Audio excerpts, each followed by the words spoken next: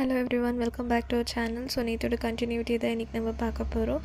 So இப்போ நேற்று பாட்டி அந்த விராஜ் எங்கே சாவி வச்சுருக்கான்னு கண்டுபிடிச்சிருப்பாங்க. சரி, இப்போ எப்படியாச்சும் சாவி எடுக்கணும்னு சொல்லிட்டு அவன் குளிக்க போகிறத பார்த்துட்டு பாட்டி ஜான்வி கிட்டே எப்போம்மா மாப்பிள்ளை வருவார், எங்கே போயிருக்காருன்னு கேட்குறப்ப அவர் குளிக்க போயிருக்காரு, நீங்கள் இதுதான் பேசணுமா, அப்படி பேசணுமா இருந்தாலும் 20 மினிட்ஸ் விட்டு தான் பேச முடியும், ஏன்னா ஒரு 20 மினிட்ஸ் விட்டு தான் வருவாருன்னு சொல்லுவாள்.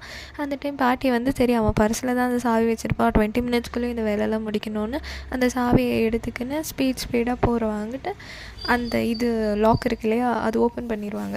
ஓப்பன் பண்ணிவிட்டு சரி அவங்க பிளானே அந்த லாக் ஓப்பன் பண்ணிவிட்டு சாவி அங்கே வச்சிடலான்னு சொல்லிவிட்டு அதுக்கப்புறமா பாட்டி சாவியை வைக்க ரிட்டன் போகிறப்போ ஜான்வி பாட்டி எங்கே இப்படி அவசரமாக ஓடினே இருக்காங்க, உங்களுக்காக நான் சாப்பிட ரெடி பண்ணிவிட்டு வாங்க வந்து சாப்பிடுங்க அப்படின்னு சொல்லுவாங்க. அப்போ பாட்டி இரும நான் கை கழுவிட்டு வந்துடுறேன், நீ உட்காருன்னு சொல்லிவிட்டு ஜான்வியை டைனிங்கில் உட்கார வச்சுட்டு பின்பக்க வாசல் படியாக கிச்சன்லேருந்து பின்பக்க வாசல் இருக்க போல் அந்த வேலையை மாடிக்கு போகிறாங்க. அப்படி போகிறப்போ விராஜ் குளிச்சுட்டு வெளியே வந்திருப்பான். என்ன இந்த ரூம் பக்கம் வந்திருக்கீங்க அப்படின்னு கேட்குறப்போ நான் தண்ணி குடிக்க வந்தேன் அப்படின்னு சொல்லுவாங்க.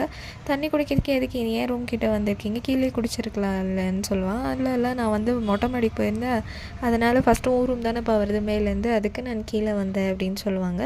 அதுக்கப்புறமா சரி நான் இந்த தண்ணி எடுத்துகிட்டு போகிறேன்னு சொல்லிட்டு போயிடுவாங்க. அப்போவே எனக்கு டவுட் வரையே பாட்டி ஒரு மாதிரி பதட்டமாக